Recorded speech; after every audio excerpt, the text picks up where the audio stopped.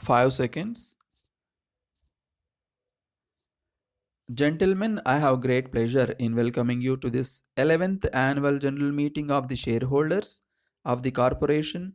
The printed copies of the report of the board of directors and the accounts of the corporation for the year ended 31st March 1970 are in your hands, and I shall with your permission take them as read.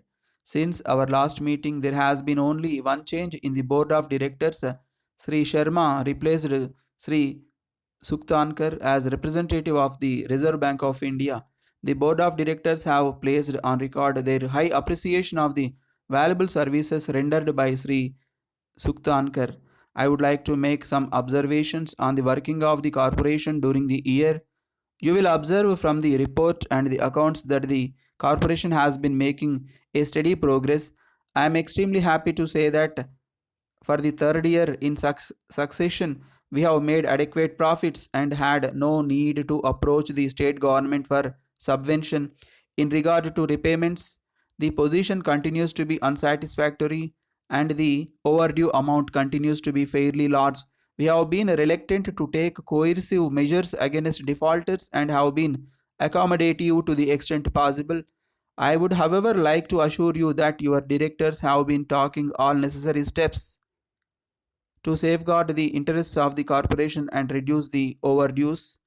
The corporation has paid special attention to applications for assistance from relatively underdeveloped areas in order to have closer contact and to be of greater assistance to industrialists in districts.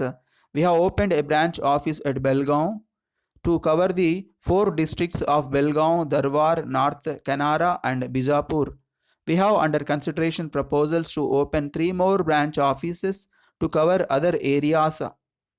The board of directors have also under consideration some other proposals to extend further facilities to entrepreneurs, particularly in underdeveloped areas, to assist in better regional balance in regard to industrial development.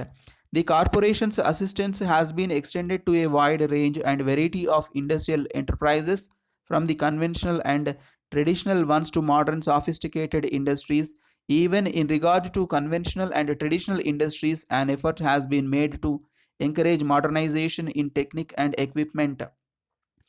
The state government have been giving substantial special concessions and assistance to new industrial enterprises, and their efforts are directed towards a more balanced growth of the several regions of the state and for effectively depressing the industries over a wider area. The corporation has been functioning in close coordination with the State Directorate of Industries and Commerce and the several special boards and corporations. As you would appreciate, industrial development needs not only financial assistance but also the basic infrastructure such as power, water, land, transport, and marketing facilities and entrepreneurship. While the state government is going all out to provide the infrastructure, I am afraid there is not as yet adequate response from local entrepreneurs. There is also a tendency for the entrepreneurs to flock to a few selected areas and a marked reluctance on their part to go out to potential and suitable areas in the districts.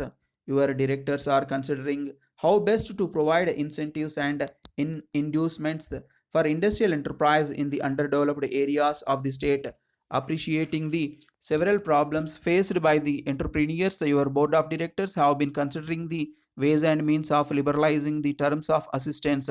One of the problems of the small entrepreneurs is the heavy initial burden of stamp fees and registration charges for mortgage of immovable properties offered as security for long term financial assistance.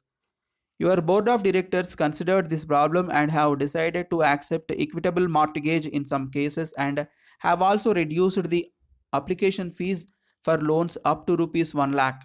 In recent years, there have been some major changes in economic and financial policies. The emphasis is now on the smaller entrepreneurs and on more sophisticated and modern industries geared to meet the growing and changed needs of the people and on a more balanced regional economic growth.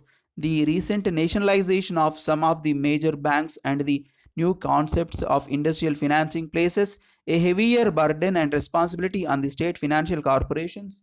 The State Financial Corporations Act under which we function is to a considerable extent outmoded and needs some major changes to enable the state financial corporation to function effectively in the changed conditions.